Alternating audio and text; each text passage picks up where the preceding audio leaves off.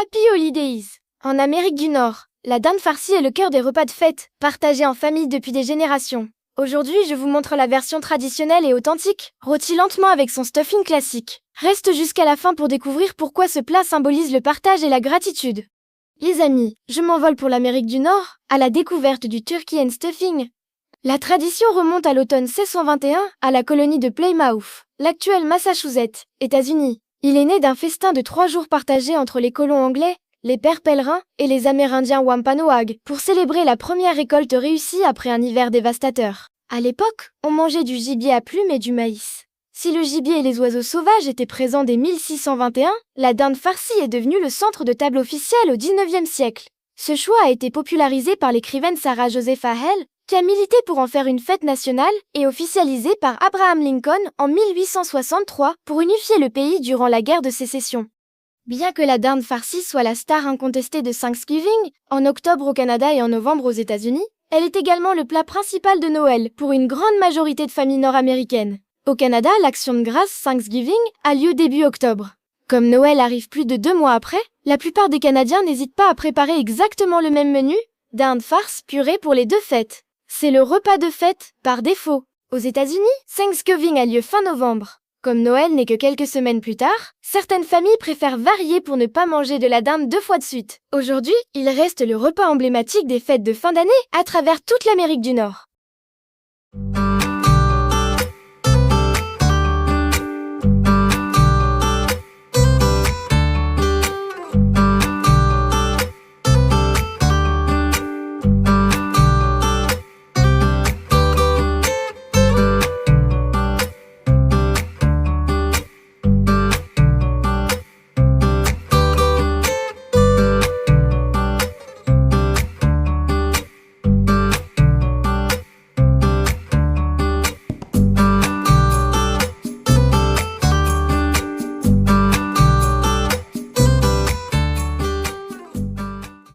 Hello, voici le turkey and stuffing, un plat festif composé d'une dinde rôtie entière, accompagné d'une farce traditionnelle à base de pain, herbes, oignons et parfois céleri.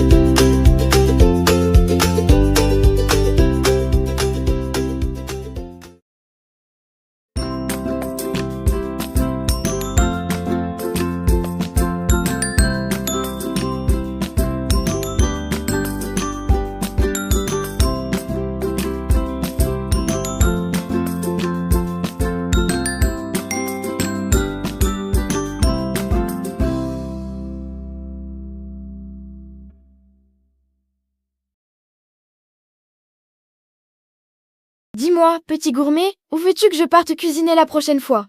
Envoie-moi ta destination préférée sur notre beau continent bleu. Et peut-être que je recevrai ta carte postale dans la prochaine vidéo.